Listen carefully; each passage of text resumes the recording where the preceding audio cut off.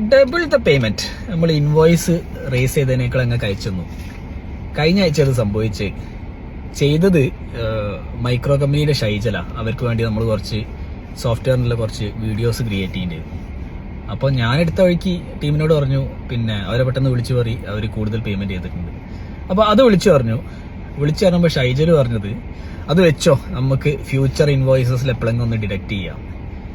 ഏതല്ലേ actually business ചെയ്യുന്നവർക്ക് അറിയാം, payment കിട്ടാനുള്ള പാട്. ഫോളോ അപ്പ് ചെയ്ത് എന്താ ചെരുപ്പ് തേയും.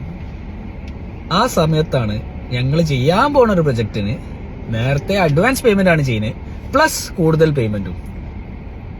അങ്ങനെ ആയിരിക്കണം. അങ്ങനെയാണ് നമ്മളെ കമ്പനി ബിൽഡ് ചെയ്യാൻ നോക്കുന്നത്. കൊടുക്കാനുള്ളതൊക്കെ അപ്പം അല്ലെങ്കിൽ നേരത്തെ കൊടുത്തു തീർക്കുക. അത് കാരണം കിട്ടുന്ന ലെവറേജ് ഉണ്ടല്ലോ, അത് പറഞ്ഞറിയിക്കാൻ പറ്റില്ല.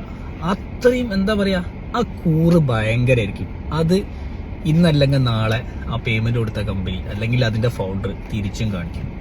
Try this hack. This has been very very useful in my journey.